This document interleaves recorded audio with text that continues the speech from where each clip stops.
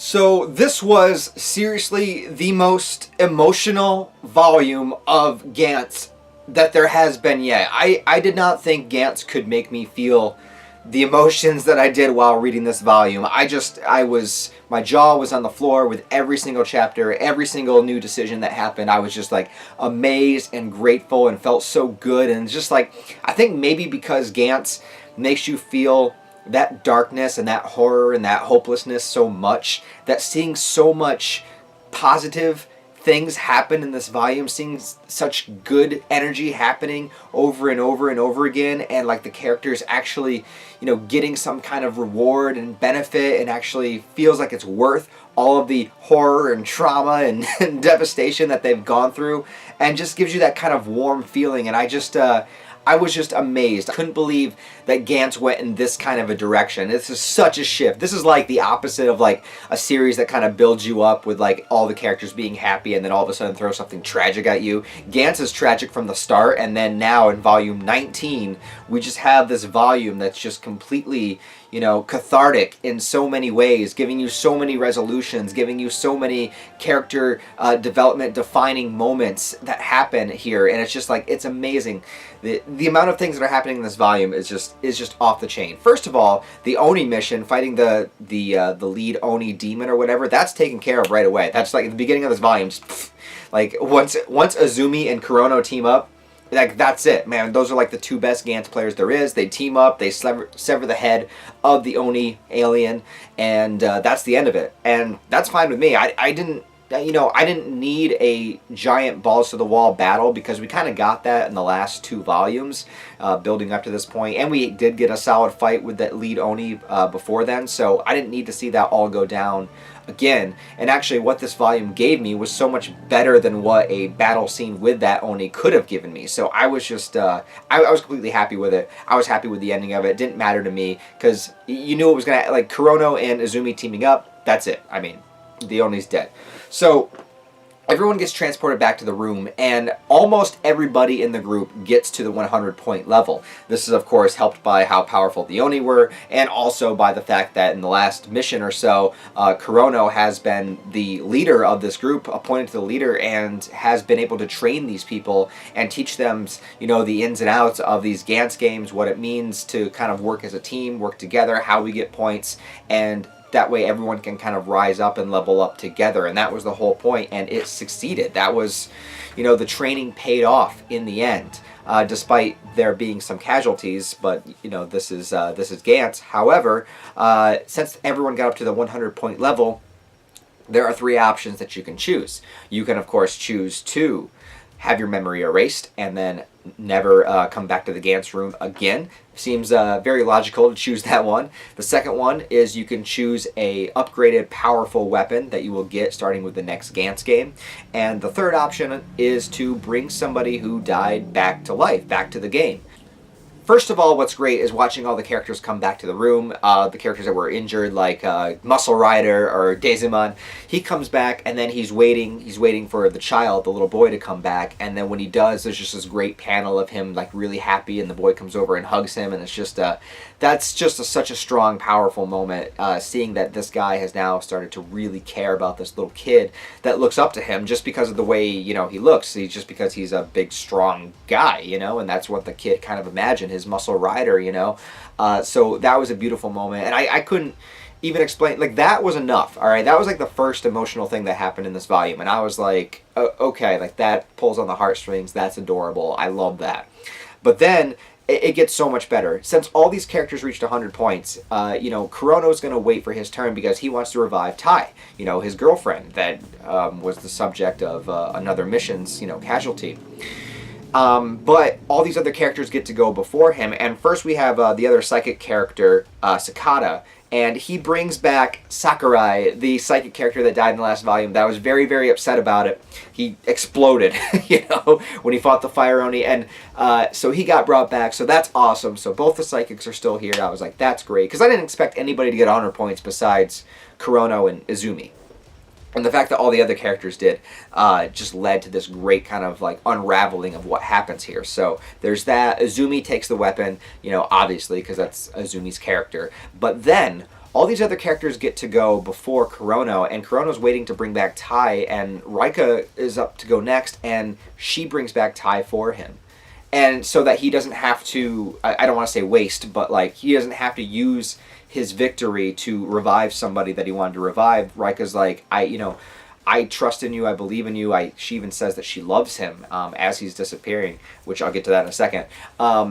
And so, she could get out of it right here and now. And that's the great thing about this, is because these characters, they've reached 100 points, they can leave the Gantz game, but they respect and honor Kurono so much that they want to give him what he wants, because he's been their leader and he's been there through this with them, and he's kind of shown them the way, and they looked up to him and admire him and respect him. And it's so crazy considering where Kurono started as a character, because if Kurono would have met all these people in the very first mission, he wouldn't care about any of them. He just wouldn't want to be there. He's just an agitated, angry teenager, and the fact that he's been able to build up this character development throughout the series has been an absolute joy to read. The fact that, he's now stepped into that leadership role, and the fact that he does care about these people, and that he actually has been training them, and he's found purpose here with them. And it's just so amazing. The fact that the last mission, he's risking his life not to survive for himself. He's risking his life so that he can bring back the people that he lost. And that's something he never would have done in Volume 1, If he won the Gantz game in the very first mission, he would just be, like, out of there, split, So Rika does this for him and brings Tai back. And then the other characters go, the old man character. And he's like, who else do you want to bring back? When he could get out of it too, and he's an older dude. This old man that's been here for a few missions now, he him himself getting 100 points is going to be very rare. The fact that he did it this time was because of Kurono's help, And Kurono tells him to bring back Kato, and so he does, and Kato is back. Oh my god, yes! Kato is back. I'm so stoked. This is like one spoiler that I did know. I knew Kato was going to come back into the story at some point. One, because I watched the Gantz CGI movie, and I know that kind of covers an upcoming arc. And I've seen images here and there of Kato doing stuff that I haven't seen yet. I try to avoid spoilers to the best of my ability, but that's one thing I did know, that Kato would eventually come back. But I didn't know that it would be because the old man decided to do it for Kurono. I thought maybe Kurono would be the one to bring him back, or that he would just wind up there again, like Azumi did. Who's the next person that goes up is Muscle Rider himself. So he comes up, and he even says to Kurono, who do you want me to bring back?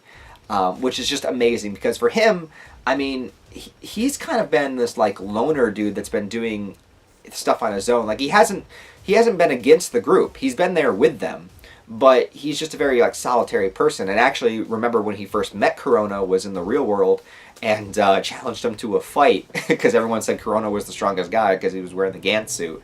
And then Kurono, of course, kicked Daisuman's ass because he was wearing the suit. Daisuman with the suit is basically like a superhero, because he's already insanely strong, insanely powerful. So when he puts the suit on, he's physically the strongest out of everybody in the Gantz group. Physically, not necessarily the most skilled at doing what you have to do in Gantz, but he's definitely the strongest. And he kind of even says, Kurono, who do you want to bring back, man? That's just amazing. Also, he wants to stay in the game because there's the child too that he now feels kind of responsible for. So Kurono